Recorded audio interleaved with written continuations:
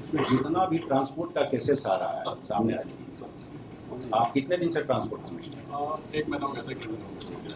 रहने वाले कहाँ? दुमका के सर। दुमका। आज तक कोई बस देखे हैं जो कैपेसिटी के हिसाब से चलता हो,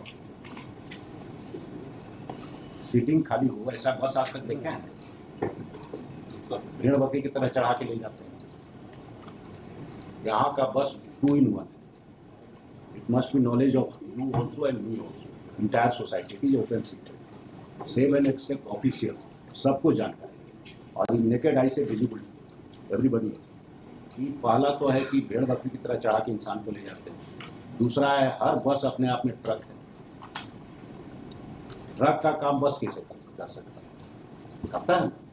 हर बस है जो ट्रक है और भेड़ बकरी की तरह बैठा के ले जाता है। ये 2 चीज़ आप ध्यान में रखिए। अब कैसे उसको रिजॉल्व कीजिएगा काउंटर में फाइल।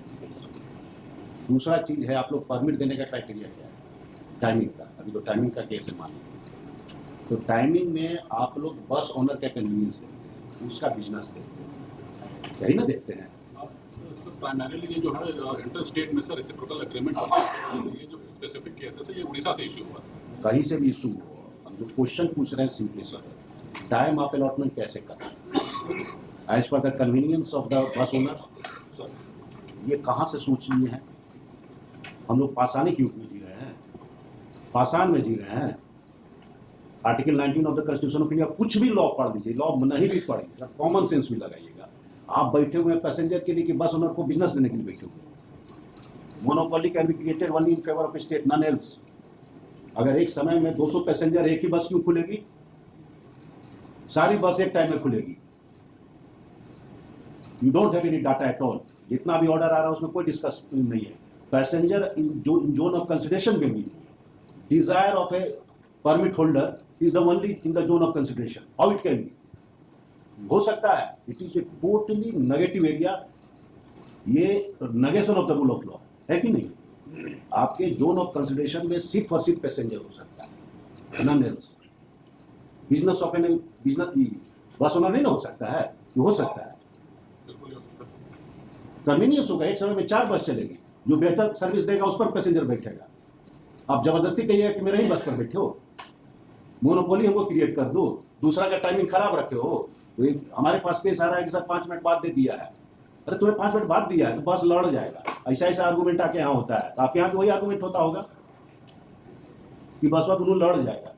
5 मिनट के बाद खोलना, उसको कम से कम आधा घंटा बाद खोलना, क्योंकि 5 मिनट बाद खोल रहा है तो पैसेंजर बोलता है पीछे बस आइए रहा है, तो क्या खड़ा होके जाएंगे, बैठ के जाएंगे? यही ना हो रहा है सर। बिहार झारखंड में पैदा हुए तो पाप नहीं ना किए हैं? पाप किए? बोलिए, पाप किए हैं हम लोग? बिल्कुल है। तो पाप नहीं किए तो क्यों ऐसा ट्रीटमेंट हम लोग को दे रहे हैं? सर आप just join go through all this thing sir.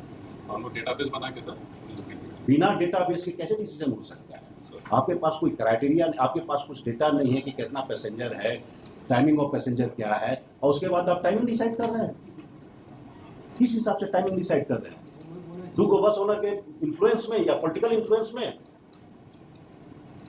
तो आपका डिसीजन का बेसिस ही कुछ नहीं है। इसी को परवर्स डिसीजन कहते हैं। Decision without any basis is perverse. और हमारे पास जितना केसेस आ रहा है ट्रांसपोर्ट डिपार्टमेंट का, परवर्सिटी इज रिट लार्ज। बस इसी पर्पज से आपको बुलाया है। You file an affidavit within 3 weeks, एक डेट दे दीजिए, so and so is present and assures the court कि he will file proper affidavit after making due inquiry and it has been further submitted that henceforth the department will work for the benefit of the passenger and every decision will be based for convenience of the passenger and stop. It has been further assured that henceforth the proper steps will be taken so that the bus runs as per the permit and it will not be allowed to be converted into truck cum passenger bus.